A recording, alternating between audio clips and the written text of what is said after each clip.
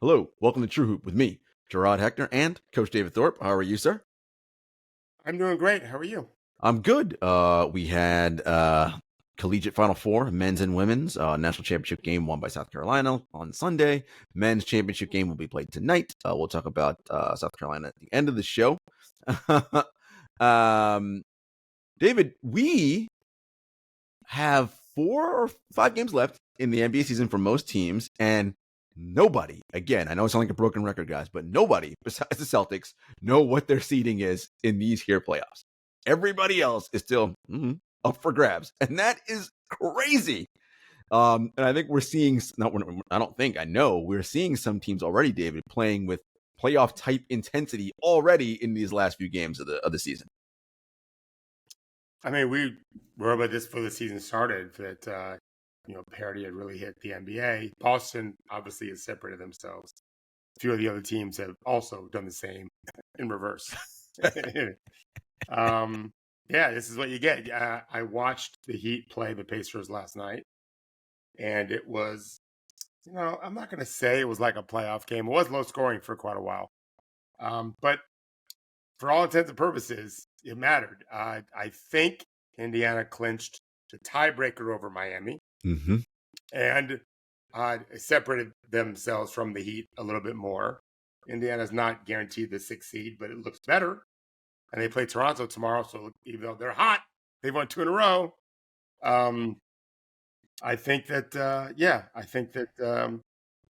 that game is probably the reason why they won't be a play-in team. And Miami, I'm sure, would have loved to be a 6th seed after what they had to go through last season. It's not easy. So we're going to see that a few more times going forward. And, we weren't right. I wrote, you're not going to see a lot of long win streaks and long losing streaks. Obviously, we've seen some of both. Detroit losing and a few teams winning. You in Houston. Yeah. But generally speaking, this is about what we expected. I don't follow the NFL, but for years you might have a team kind of pulling away, then a whole bunch of solid teams all fighting for those playoff spots those last few games. That's what we have here in the NBA. I think it's great. No, it's crazy. Do me a favor, pull your microphone a little bit closer. It sounds very far away from you right now. How about now? Any better? Much better now.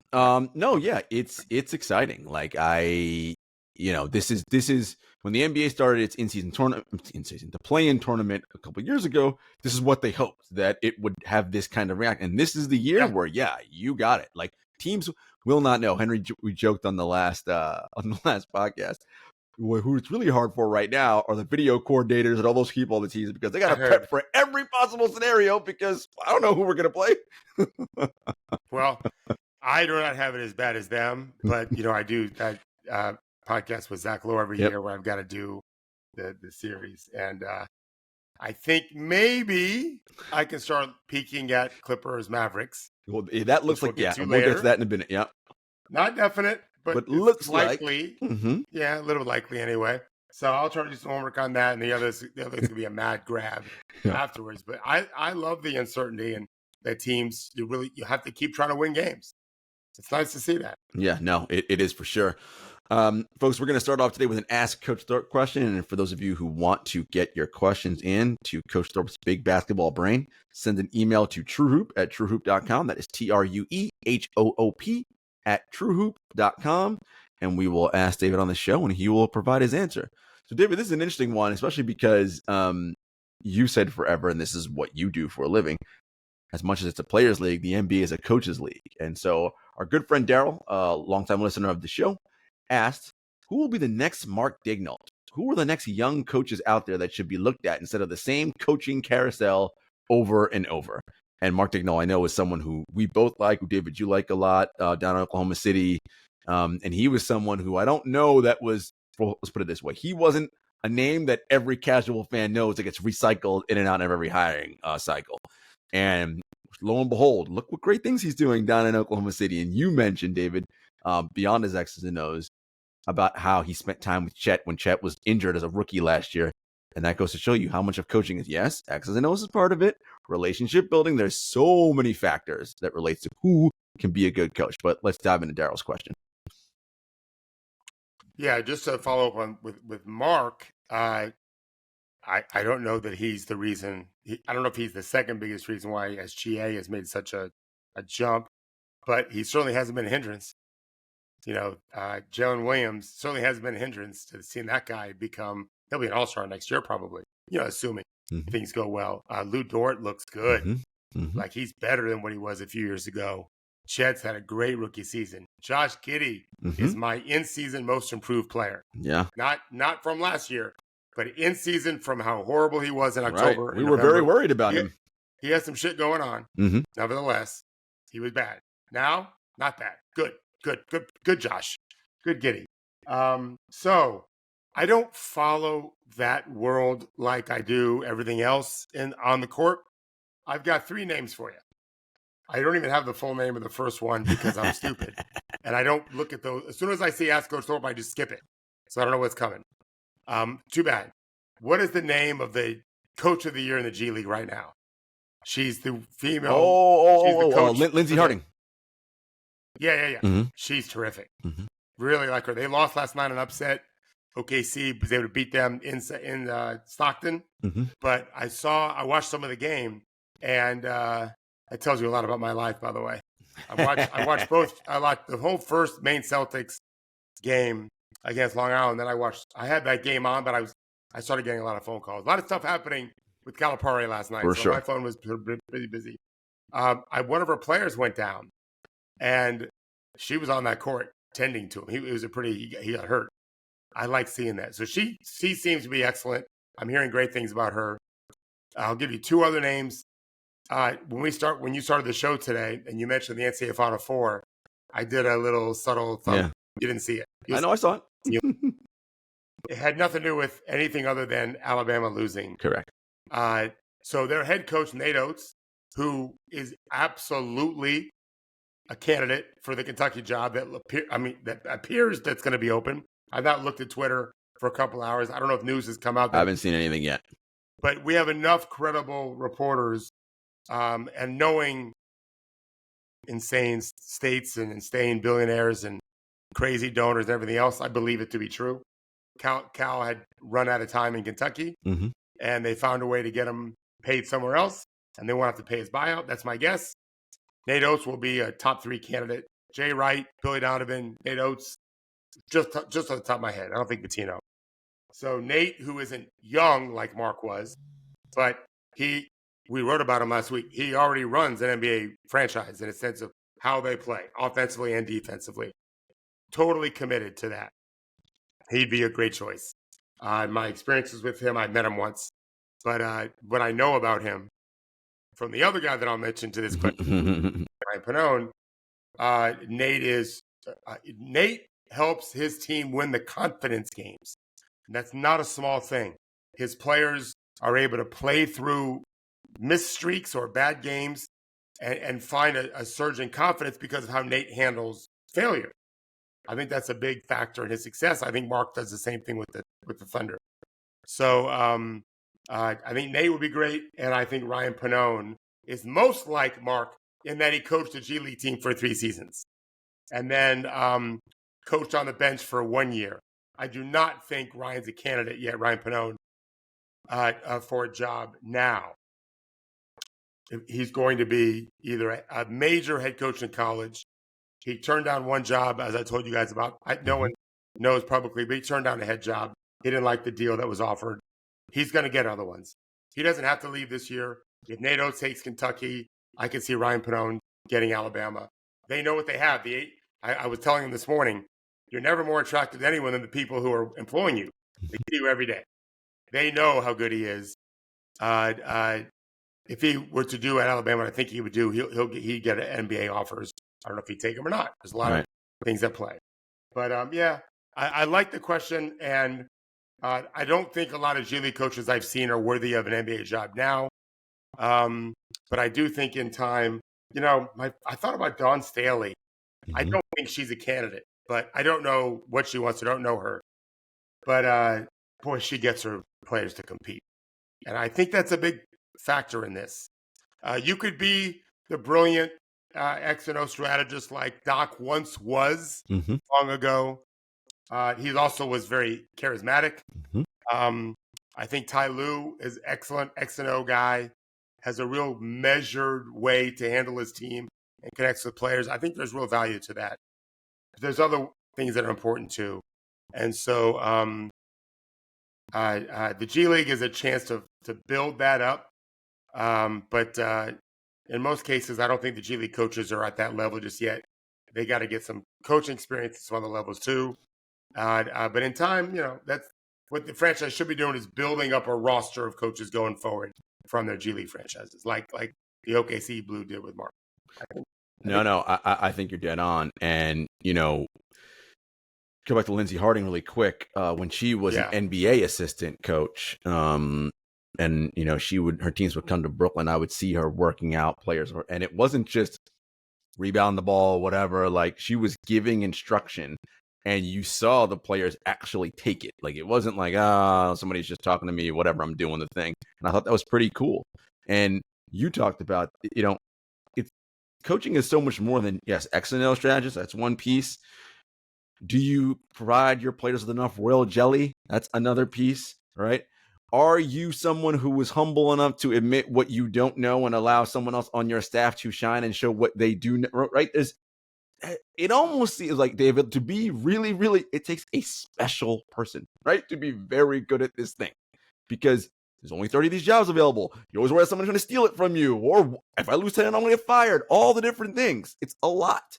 And so it's very hard to be an NBA head coach. And so the ones that do it and do it well, like Mark seems to be doing in OKC, and someone we also love in Orlando, Jamal Mosley, they seem to be finding the right recipe for success. And it's a wonderful thing to see in a league that's so hard, and it's so difficult, because people could be trying to undercut you right from within, and you wouldn't even know. It's hard. It's really hard to do this. Yeah, I would add, to me, the smartest thing anytime you're trying to solve problems is you want to if you want to solve a problem that can help be solved by a person or persons, you want to cast as wide a net as possible. And it seems to me that historically speaking, the NBA initially only cast their net for white men, and now it's just for white or black men. I don't think there's any Asian. Spo is Filipino based, but he's American. So we don't have many European guys come. We've had a few Darko's in Toronto. That's good. Let's start considering women. And so Lindsay would be one. These coaches. I'm reminded, a couple years ago, a young man named Keontae Johnson, who plays for the OKC Blue, who made the G League Finals starting tomorrow night in Maine, almost died on the court at Florida State. I was watching the game live. My son was, playing. Was in the game on the bench, and the person who saved Keontae, I've been told from people in Florida, saved his life. He might have died on that court. Was a woman. She was the head trainer for Florida State, and so she got to him first. And my son was very emotional about the whole thing. Women have been vital in every aspect of our world forever, and capable of doing anything we do. And to think that they can't be looked on to coach a team, this is so stupid to me. So sadly, it takes a brave management group and ownership group to recognize that this person can be just successful as a woman, as any person, as a man. Someone's going to get their first shot. It would be someone like Mike Brown's not going anywhere. Right. So she's going to have to convince someone in another franchise. That's very hard to do. But as we get more and more of them in place, Jenny Buchek at Indiana is a fantastic coach. And I mean a coach. She's my favorite interview. I watch a lot of NBA games. Obviously, as you know, most of these coaches, they speak coach speak. It's fine. When the assistant gets interviewed at the end of half, it's always coach speak. Right after halftime. Jenny is a piss and vinegar, man. She's like, we got to get tougher and whatever. I love that. I've talked to players who have played for her. I think she's super bright and comes from a science background. Dad's doctors, I think, or maybe both parents are. A lot of medicine in the family. Very bright lady. We need some of that. Not just the political people, but someone who's not really to get dirty, coach them up. And I hope that we have more of them in the future. But I do like the tone of Daryl. Not the same old, please. Yeah. Like if the Mavericks move on from Jason Kidd, which if they don't do well in the first round this year, I think they will, do we have to name him head coach of the next Brooklyn? Like, come on. Nope. Please, no, not again. Yes. So anyway, yeah, I like that idea of some new people. Yeah, new blood, and they don't have to be former NBA players, which we know, right? Like you have talent just like there are talented players all over the world, talented coaches all over the world. Cast that net wide, my friends, and you might find the next diamond in the rough. You don't even know. Again, folks, if you want to get your question asked on air and answered by Coach Thorpe, send an email into TrueHoop at TrueHoop.com. That is TrueHoop at TrueHoop.com. All right, David, on the floor. I want to start here. Who is going to be the West's number 1 seed? Right now, the Wolves and Nuggets are tied, and game back of them are the Oklahoma City Thunder. Here are each team's next 4 games. The Wolves have the Wizards, they're at the Nuggets, the Hawks, and the Suns. The Nuggets have at the Jazz, the Wolves, at the Spurs, at the Grizzlies. The Thunder have Kings, Spurs, Bucks, Mavs, all at home. Nice little four-game run there for the Thunder. Well, I have no idea. Obviously, anything that happened is 4 games. I like Denver's schedule the best. They seem to have 2 pretty sure wins against the Spurs and the Jazz for sure. Grizzlies. Yeah. Grizzlies too, right? 3. Yeah, but I didn't count the Spurs as a sure win. Oh, because Victor's just playing. By the way, can we just talk about this? I know we always talk about him, but Jesus, David. Okay, is he right now? Yes. The answer is yes. What am I going to say? Is he the best rookie we've seen in a long time? No, he's an amazing rookie. Where is he in terms of world's greatest players? Is he already in the top 15? I would. It's really a great question because I don't want to lose this. We'll talk about this later. Where does Caitlin Clark rank in the GOAT conversation because she hasn't won a title? Right. I want to get into that because I listened to NBA radio this morning and they had a good conversation about it. Wemby hasn't won an important game in his but just in terms of career. World's best players, like just straight up. So to me that matters. But the fact that you have you can ask that question with the degree of sincerity, which you have, says a lot. I think it puts to rest the people like me who are saying best prospect ever. Mm-hmm. The defense rests. I mean, I've never doubted you. Unbelievable. No, you did. Others did. Others really doubted the idea that he could be. This guy is incredible. Yeah, but he's so good, and he still can't really shoot yet. So good. Yeah, just wait. Yeah, really, really, quite amazing. But so I don't even. The Spurs are playing better. Okay, so you don't. Yeah, not gonna count them. Okay. I think the Denver had 2 other teams. Yes. Memphis and Utah. You can definitely win those games for sure. Yeah. So they don't want. Well, when it helps when your opponent doesn't really care to win. Right. That makes it a lot easier, right? Yes. So I think that I would lean towards Denver. Okay. But it's a great story that OKC and Minnesota are right there. Mm-hmm. With last week, the last game's a week from yesterday, and this next a week from today, you and I are going to be talking about playoffs. Correct. Only play in first, yes, and then playoffs. But yeah, playing in playoffs, yeah. Both. The Wolves and the Nuggets matters because they both play each other once, right? So that game pivotal, right? Like, and Minnesota comes out and wins that one. That may because they're tied right now. That is at let me see, it's at Denver. So that's a big one. Advantage Denver. Yeah. Advantage Denver there for sure. All right. We talked about this. So you mentioned it at the start. Let's ask this question first. Can the Mavs grab the number 4 seed? They're 2 games back of the Clippers. Why does that matter? Because they have home court in a potential first-round matchup against possibly these same Clippers. Here are the Mavs' last 4 games. At the Hornets, win. At the Heat, Pistons, win. At the Thunder. Here's the Clippers. At the Suns, Suns again. Jazz, win. Rockets, not really sure. The Rockets may be like, all right, we did our thing. We're done. They're out now. Who is the that was the Clippers? The last one was the Clippers. The Suns twice, the Jazz and the Rockets. So the Clippers already have a 2-game lead? Mm-hmm. So they're likely to win. I think they'll probably win those 2 if they need to. Mm-hmm. And they can split with the Suns. So I would say probably not. Okay. Dallas probably doesn't overtake them, but they play them. Right. That's the one matchup that now looks pretty get good. into it. So it looks likely that it will be Clippers and Suns, Clippers and Mavericks in the 4-5 matchup. Whatever, if they flip, whatever, one is home, it doesn't matter. It's probably going to be those two teams. David, we were excited about the Clippers, saying, "Oh, this team," but then they kind of got wobbly a little bit. They're starting to play better again. On 3 in a row. I could see a 7-game series for sure here. Yep. Wow. Luka, Kyrie, all that excitement going up against those apex predator monsters on the Clippers. Oh, my goodness. What do we think about this potential playoff matchup? Yeah, it would be. Yeah, we'll talk more about it next week when we know what's going to happen. But, it's Dallas is playing much better. They're good. Are they the best team in the West since the trade deadline? Yes, maybe? I believe they are. Yeah, Henry sent something out. Yeah, I didn't look at top teams. That was since like January 29th is what Henry sent out, and the Mavericks are up there.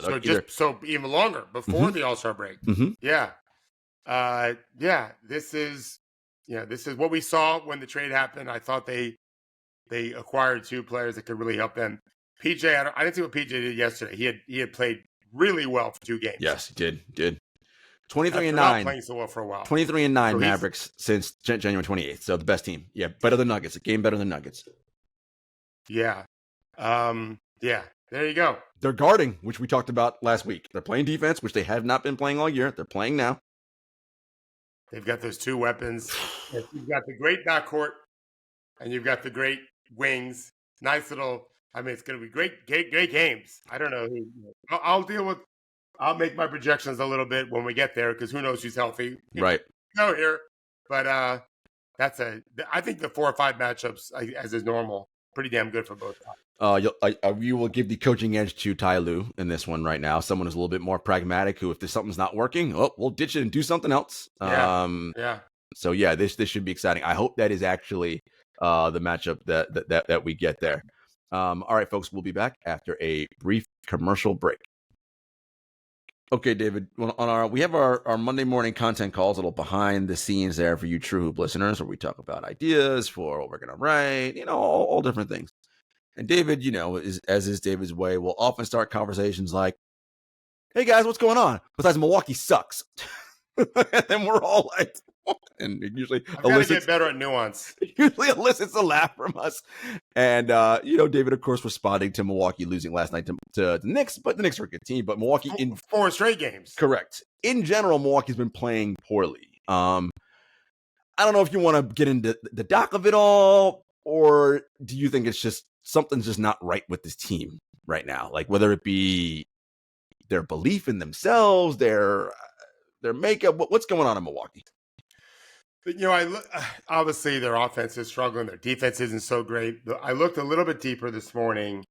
When they won their championship in Game 6, they made a decision. Really, the last 4 games they made a decision. Giannis especially. Mm-hmm.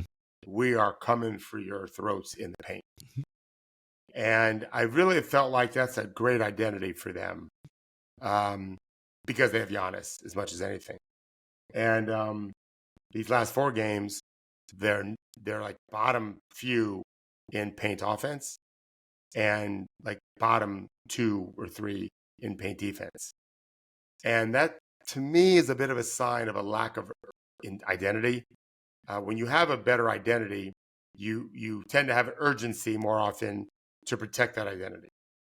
And they don't do it. You know the old fable, I think it was an Arab fable, about the family that had their turkey stolen from them? Yes, I believe so.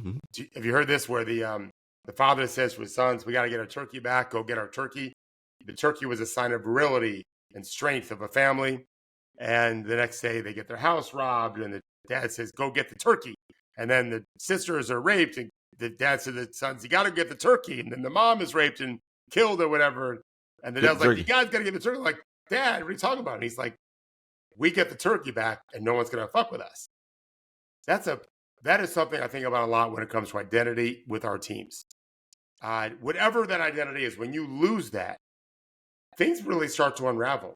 And I don't think Milwaukee, even when they were winning, clearly they weren't building an identity. They were just shooting better. They're not shooting terribly now. Right. I feel like Jarod, they've kind of lost that. We're going to beat the fuck out of you in the paint. And they would because maul we you. have Giannis. Yes. They would And maul we got you. Brook on defense. And Brook, yeah. And I just, and they had the best perimeter defender in Drew Holiday in the league. Oh, yes, also that. Yeah. Not a coincidence that he's on the team that's sitting fat and happy right now in Boston. Fat right? and happy.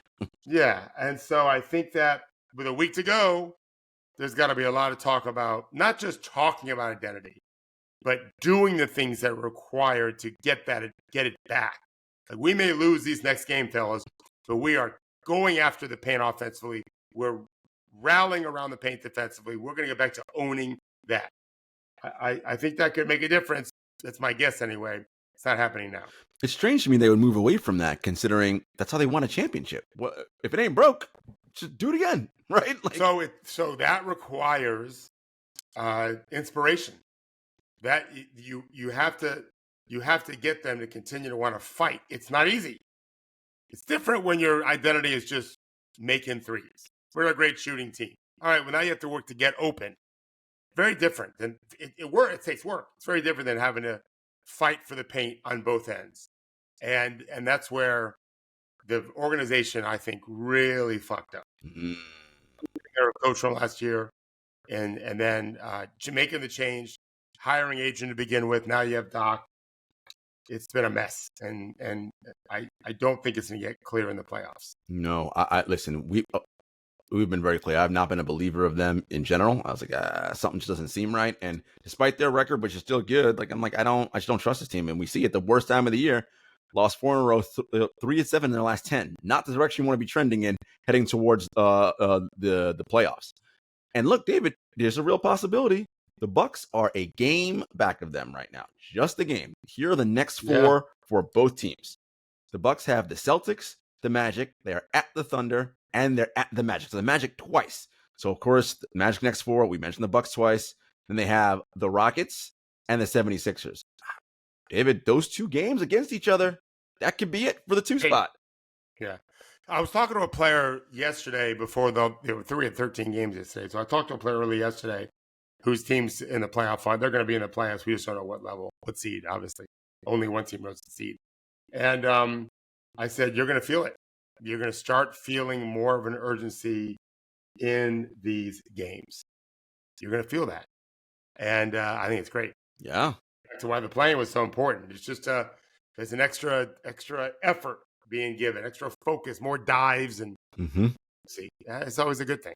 No, yeah, these guys are really, really sort of locked in and getting themselves, and they have to be. We mentioned that they played the Knicks last night, and the Knicks, we know that Randall's out for the season, but Hartenstein is playing so well for them defensively. He's been really good this season. Metrically, I think he's maybe in the top 3 defensive EPN. Amazing. He's been really, really good for them.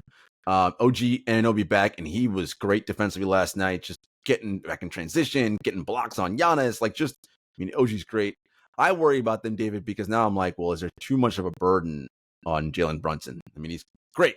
He's phenomenal, but it's a lot for a small man to carry. But maybe it's enough. I don't know. What do you think? I mean, I think it helps that they play good defense. If they play good defense, they're going to have to rely on him a lot, for sure. We can't worry about, if you're the Knicks, you got to get through round 1. Right. If they flame out in round 2 again, that's losing. So be it. Right. Julius Randle's an important player for them. But they could win the first round. Yeah. The way they're playing. We'll see what OG does. That's a big deal. Mm-hmm. And Hartenstein is kind of new to the list, but I think I mentioned him in the article I did last week on Donovan Clingan for UConn. And I'm giving him a compliment if he can one day be like Isaiah. I've liked him since he was a G Leaguer. Very good player. How he was in the NBA already. Yeah, he's really good. No, it was something to see. Wait, David, you mentioned the Celtics, how they're sitting fat and happy right now. Clearly they're the 1 seed throughout the playoffs, best record in the league. They glitched that last week, so a while ago. Now they're kind of good. They have 3 losses at home. Yes, 3. So 3. Right. So that's a good place to play. And obviously, if they have the best record, that means they're also excellent on the road as well. So good luck beating them there. And they had the most, we talked about this, 20-point victories of any team this season. And the teams they should beat, David, they're beating the crap out of them. Anybody that's bad, they're not screwing around with their food or playing with their food, as the saying goes. They're beating up those teams. And then in the good games, like, they're battling and playing well. Look, we don't know what's going to happen in terms of injury, but I love how the Celtics team looks. They're ready. Missoula's he's starting to give guys rest. Tatum didn't play last night. Jaylen Brown got his 10,000th point, I believe. So yay for him in terms of accomplishments. But David, the Celtics did something, not all of them, but a large group of them did something off the floor that to you're like, ooh, this is a good sign, people. This is a good sign. How does what they did off the court relate to what you potentially think will happen on the floor for them? Yeah, so I was watching Maine play Long Island last night on ESPNU. Right, I think the Celtics G League team versus the Nets G League team. Correct. It went a one and done for the Eastern Conference Championship. So they won one game, they're the champions. Because the Magic were the Lakeland Magic, not Lakeland, their Kissimmee Magic were upset by Long Island. So Long Island flew from Florida to Maine and lost. Got drubbed actually. They showed I had games on everywhere, so they showed a picture of 6 Celtics sitting courtside. Drew Holiday was in there, Derek White was in there, I think Hauser was in there, O'Shea Brissett, and 2 others. I don't remember who they were. And I just thought, I watched it like, didn't Boston play during the day? And the answer was yes. It's an hour and a half drive or maybe a 20-minute helicopter ride. I don't know how they got there. They didn't fly. They probably didn't take a helicopter either. They probably drove. You got to love. I don't like driving an hour to watch G League games, although playoffs are fine. They're exciting for any sport. I just think it says something about ownership, proud of the brand. You know, they obviously have some teammates because a few of the guys on the Maine Celtics play sometimes for Boston or at least suit up. I think it's important. I just think these guys there's a common cause here. They want to bring a championship trophy to Boston, and they're really galvanized to do that. Yeah, I think I don't think it's nothing. No, and that and what you liked, especially that Drew and Derek White were there together, right? Starting backcourt. Like there's something about, right, the synergy, right, of a starting backcourt and them, right? We talk about it all the time with the great dynastic teams and how there's a sixth sense. They know where the other people are at all times, and it's just beautiful music and they flow together. That takes time, right? You don't happen on day one. It's just reps and reps of knowing and knowing and knowing. Part of the way you build that is getting to know the people away from you're playing, right? You spend time with them off the floor, whether it be a drive or a helicopter ride. They're not sitting in silence, right? They're talking, right? And this is magic because Drew and Derek are not arguably, they are the best defensive backcourt in the league. And man, if those guys are singing beautiful defensive music together, who's in second place? That's a good question. Someone on the Magic, maybe. Jalen Suggs and I would have leaned Minnesota. Oh yeah, and Edwards just okay. Yep. It's not a long list. No, it's not a long list. No. Yeah. Those guys they're. Yeah, Orlando's a good call by you. Those guys are special in Boston, and I think it's a symbol or a sign of a group of connected players. They're showing on the court. They're showing off the court too. Mm-hmm. Yeah. If it's my guess, and I don't know, I haven't read anything. I don't think, David, that Boston gives 2 shits who they're playing in round 1. That's just the vibe I feel like for them. I don't think they care. I think they're like, we're going to do what we do. Like, we have been the best team all year. Like, we're ready to be and show who we are, Boston Celtics. And it's not about, we're not going to disrespect what we're playing. It's not that. It's just that we're just supremely confident in ourselves, in our head coach, in our infrastructure, and what we're going to do. That's just the vibe I get for Boston right now. Yeah, I think there's a confidence with them, a swagger. They have a lot of good players.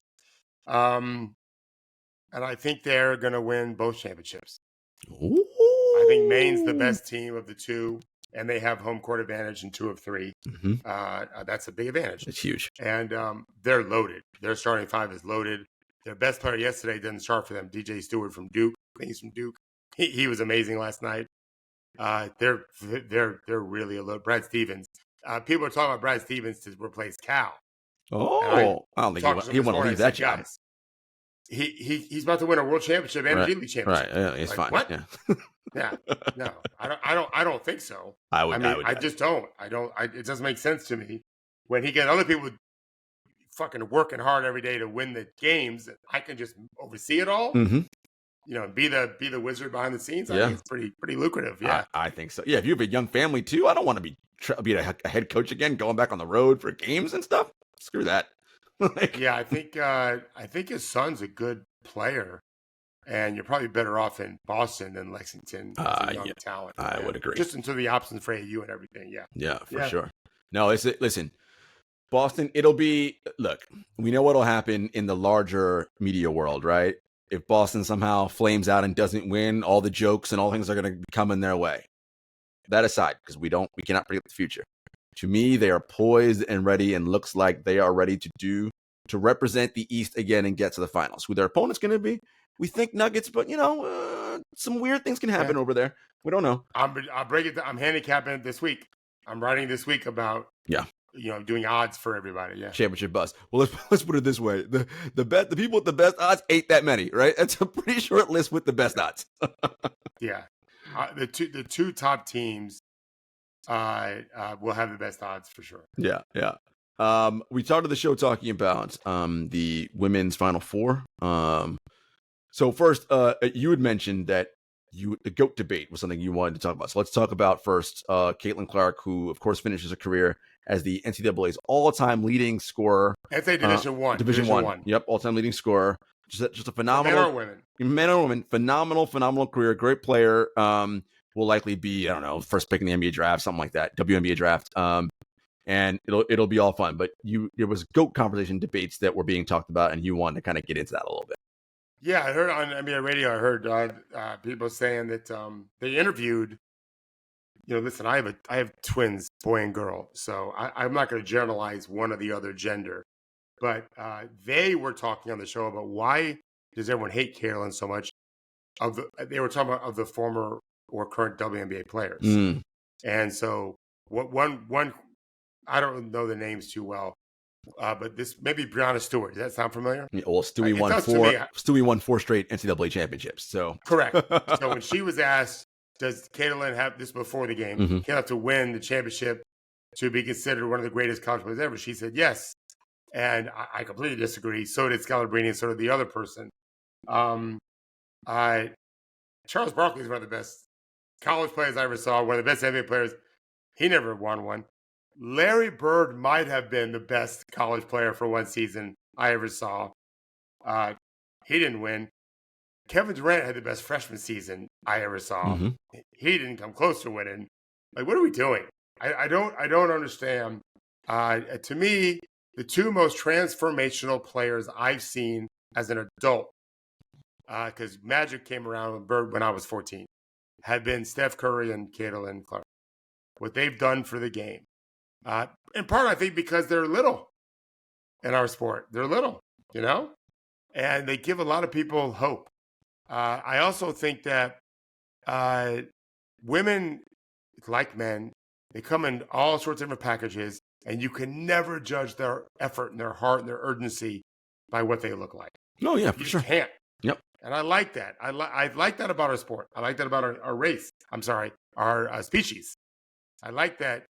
We can surprise people a lot with what we look like, and how we play. So I just think I wish the WNBA would embrace this woman who's going to make them.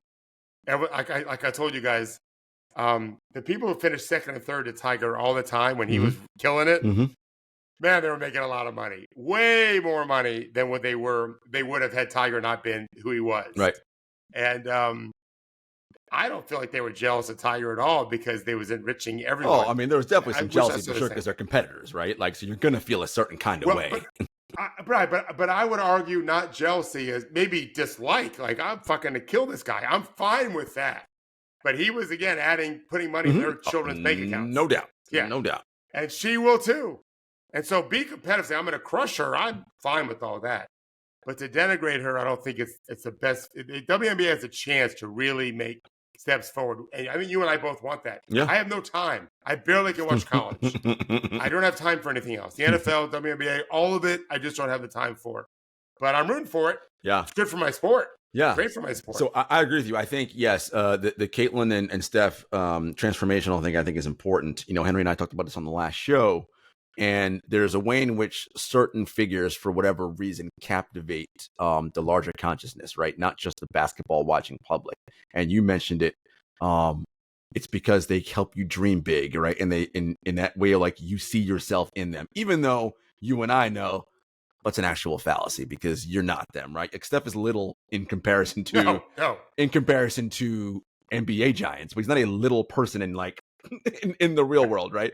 And he had many advantages that helped him get to where he is, right? Like shooting on NBA rim since he was 3 years old, like all the different things. But for whatever reason, those things, when you're watching, it's a very different experience, right? It's almost like a movie, right? And so that's what gets people fall in love with movies and stars and all that. It's the same kind of idea. So I'm with you 100% on that.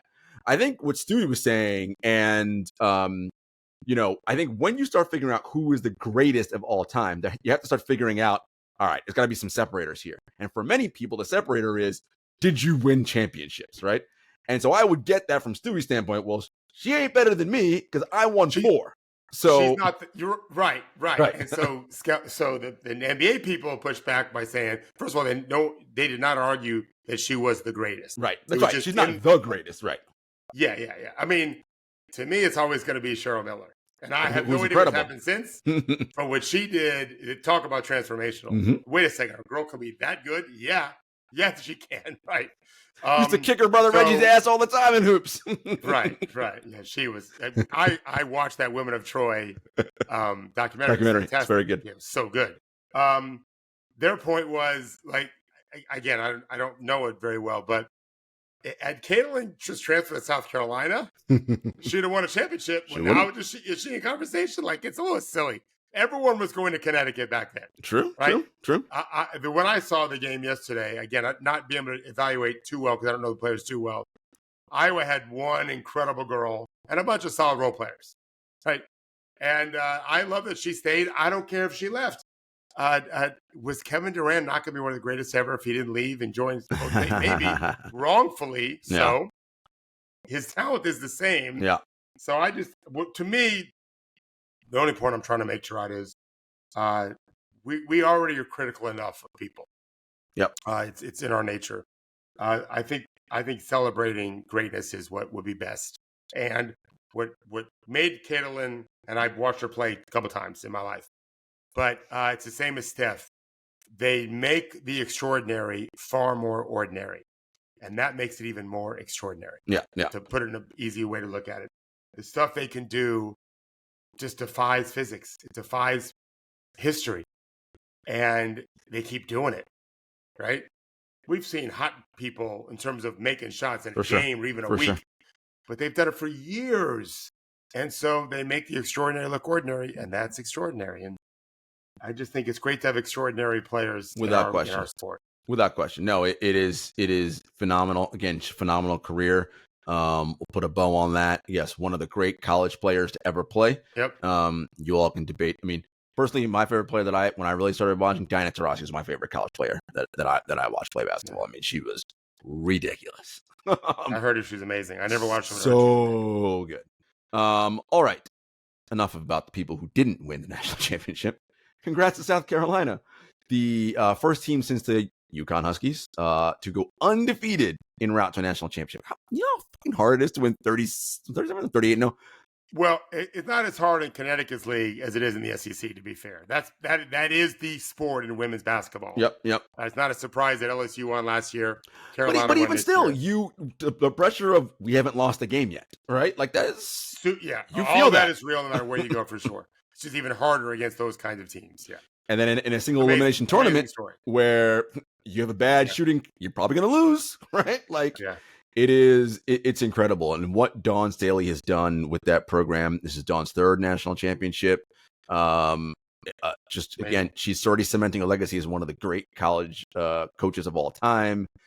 This is, by the way, a whole new starting five from the team that went to the Final Four last year. Yes, this is how amazing Dawn is. Like, wow. and Dawn did some interesting things in her post game, David, that I thought was just, I'm like, David's got to love so much of this stuff. And she was like, young people can do amazing things if you inspire them. And I'm paraphrasing. She's like, you have to give them guidance because they're young, but then you have to allow them to be who they are. I'm like, oh, David probably loves stuff like that. I didn't hear that. I turned it off after she mentioned God 11,000 times the first 2 minutes. Not your favorite. I know. I struggle with that. I don't hold it against her as a person. She seems incredible. Like I said, if she was our president, I'd be just fine. She seems like an amazing person.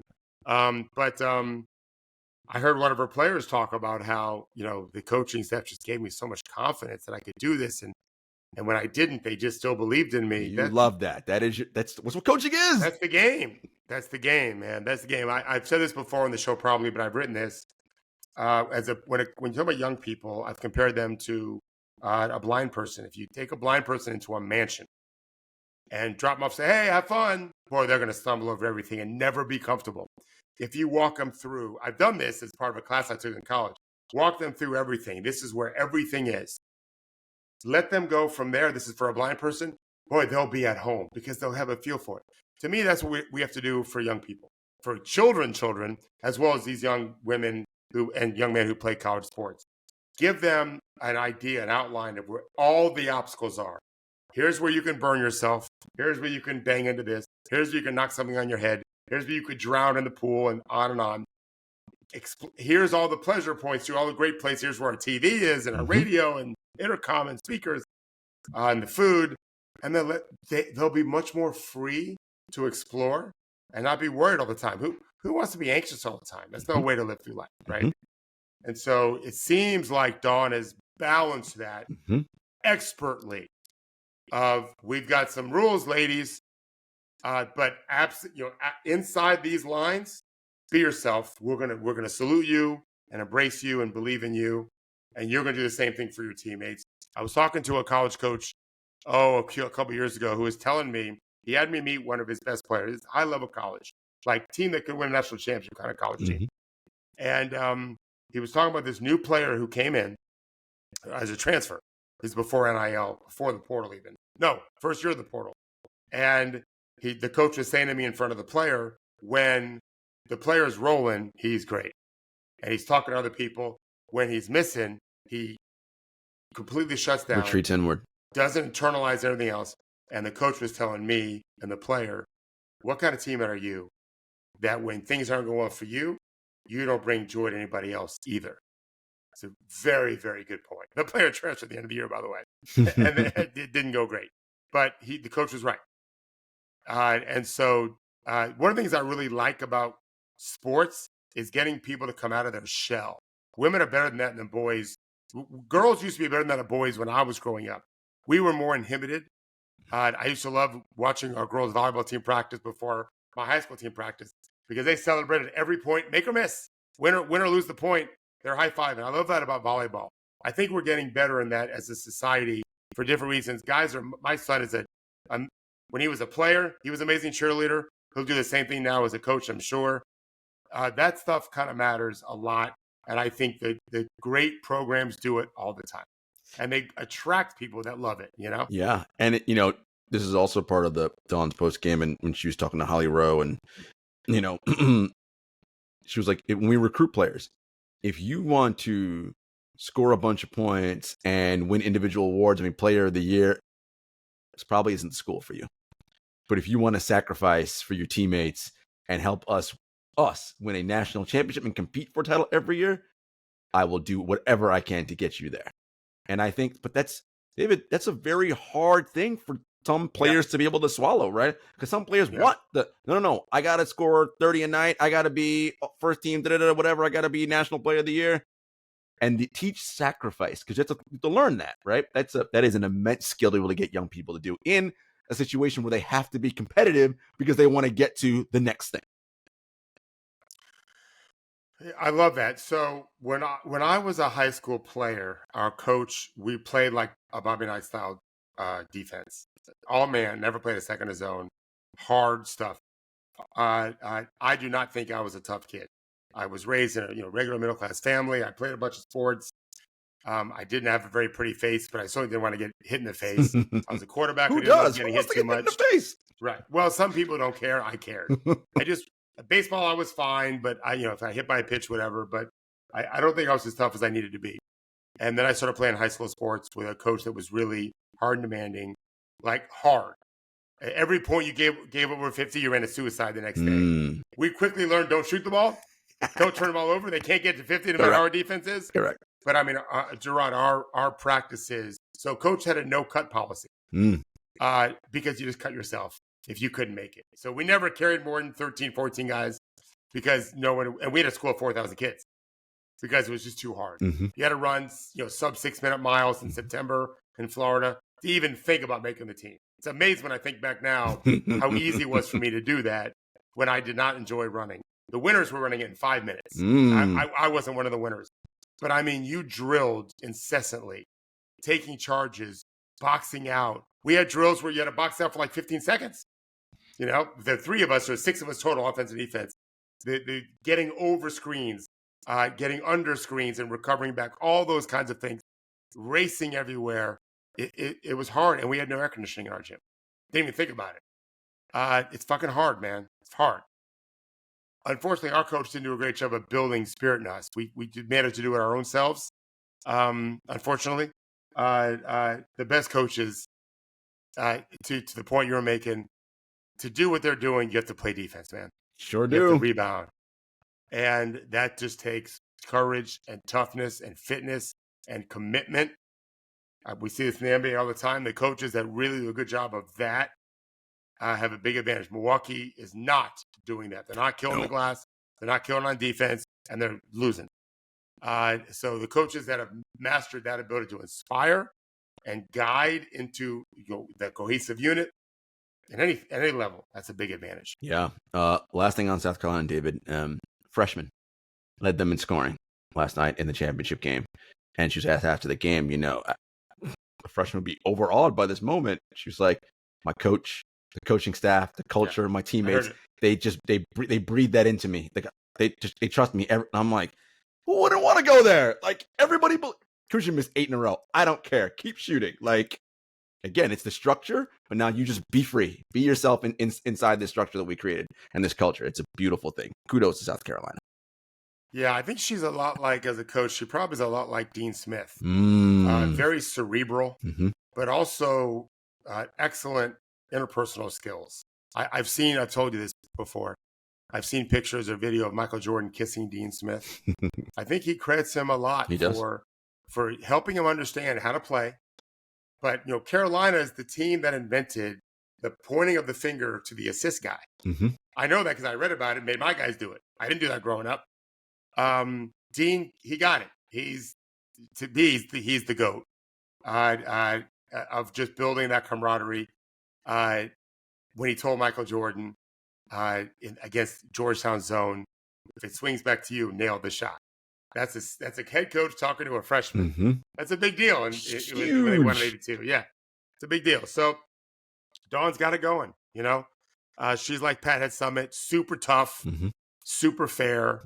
And I love to see it. I really do. And I was never a big fan of Gino. I don't know him. I'm a big fan of Miss Staley for sure, Coach Staley. Yeah. She's incredible. Kudos. Gino obviously is a great coach too. Yeah, for sure. Kudos to all the women who participated in the NCAA tournament. And again, shout out to Coach Dawn Staley and the South Carolina Gamecocks, undefeated national champions. All right, folks, we mentioned 4 games left for most teams in the NBA. No NBA games tonight because there's the men's national championship game. But it's 4. And almost all of these teams play each other at least once as they battle for these seeds. So these games, some teams twice. It just matters. So really watch these with intent. It might give you a little bit of something to think about what might happen in the postseason. But yeah, really, really exciting stuff. And we will see you all on Thursday.